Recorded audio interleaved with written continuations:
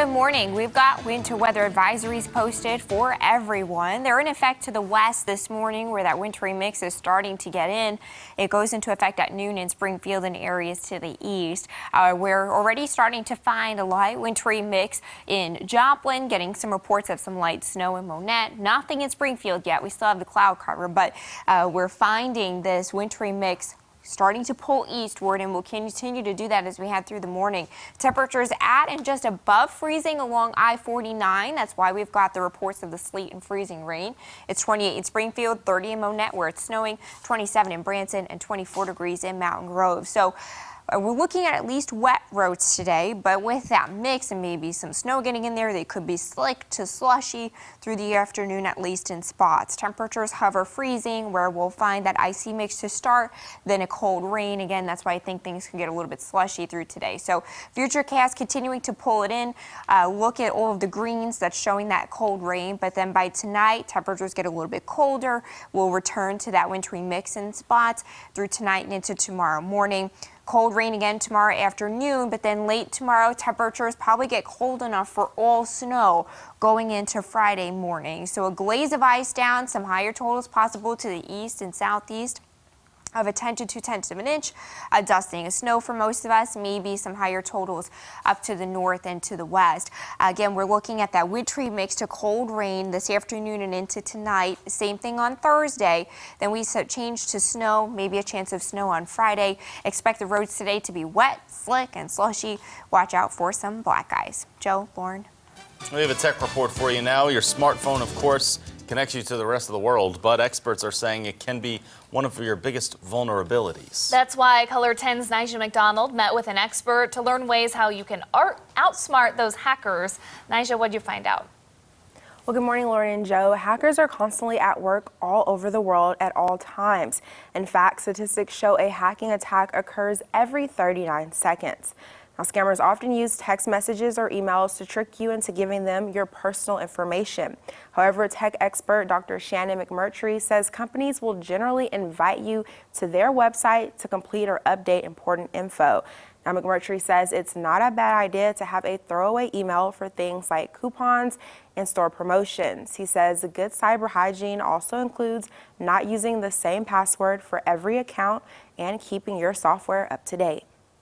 The most commonly told lie in America is I have read and agree to these terms of agreement, and so every app we download that asks for information, if you download a free game, for example, that game isn't free. You're paying for it with your information. Oftentimes your location data, maybe access to your microphone.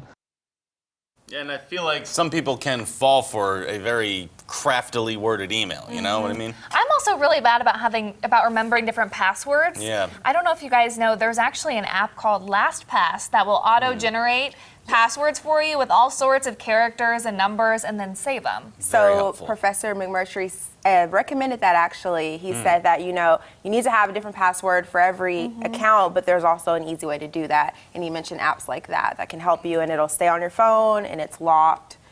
And so that way you can have a password for everything. And it's nothing easy to guess. No ABC 1, 2, 3.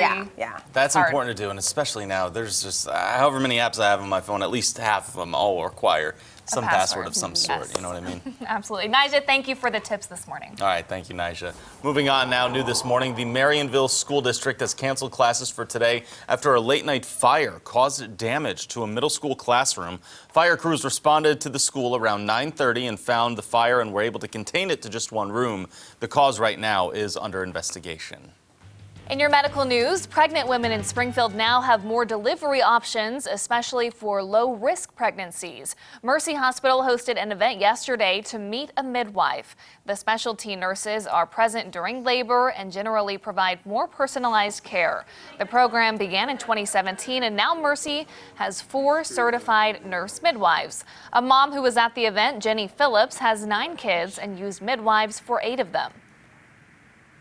I just love the personal care that the midwife gives you, and that's what always intimidated me about the hospitals, is not really knowing who's coming in and out. Pregnancy is one of the most vulnerable times of a woman's life, and midwives are really there to support them through that process. Physicians are too, for sure, but I feel like we really support the normal in patients and empower them to make their own decisions. Midwives also work with hospital staff to alert them if anything goes wrong. Around the region for you, we're just over a year into Missouri's medical marijuana program being in effect, but there are already discussions that a recreational marijuana initiative could be on the ballot this fall. Board members of the Missouri Cannabis Trade Association, Chip Shepard, says that while it's possible, it would be tough to get done because it would take about 160,000 petition signatures to get on the ballot by November. The initiative under the campaign name Missourians for a New Approach would allow adults 21 or older to use marijuana and puts a 15% tax on sales that would help veterans, infrastructure, and substance abuse treatment. Shepard says this isn't something they expect to happen soon. So none of us that led the campaign for medical thought there was any chance of recreational or any push for recreational for at least 4, 6, 8 years. But then the attitudes across the country, including Missouri, have changed. And so now I think that there's a really good chance that it would happen. The state will reveal dispensary locations for the medical cannabis program coming up for you on a Friday. Bringing you more local news. After being open for just 2 years, Lucky's Market will close next month. The Springfield grocery store on South Glenstone is expected to shut down February 12th, but that date could change. Nationally, Lucky's is closing 39 stores nationwide for financial reasons. No details on what will happen to people's jobs here in Springfield just yet. Happening later today, a military tribute wall will be dedicated at Cox South as it includes members from each branch. Veterans are encouraged to attend that event. It'll be at 4:30 at the hospital's north entrance lobby. Let's take a look at what's coming up after Daybreak. I'm Tony DeCopo. Coming up, Blake Shelton and Gwen Stefani, the musical power couple, talks with Gail in our Road to the Grammys series. That's coming up on CBS This Morning. Top trend happening right now is something that's been going on in Los Angeles. Feel like we're talking about these a lot lately, though, in general, right? A 3.6 magnitude earthquake hit overnight. So that's was in Los Angeles. They have been happening a lot lately. Puerto Rico's still dealing with some of that damage from the one that they had last week, too. Just before midnight, I believe, is when it hit. Yeah, right? and I also was looking up online. It says that more than 3,000 people reported feeling this earthquake, and LAPD actually tweeted out a little while ago that no injuries or damages have been reported at this time. However, they're going to do their normal protocol to ensure that. And they also tweeted out saying the importance of preparing for any type of an emergency like this. And so they brought up some emergency kits that you should have inside your home for things like this and just to be prepared for it. Okay, another top trend today.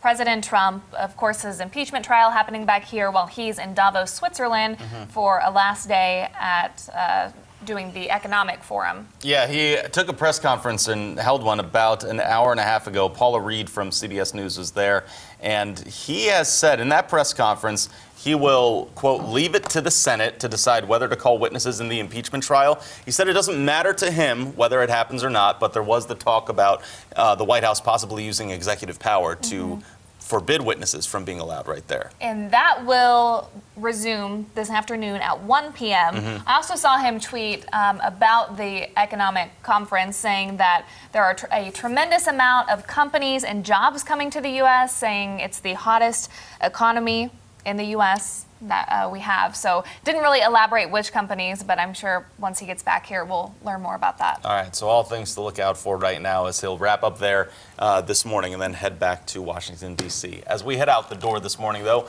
we got to be on the lookout for some winter weather later today.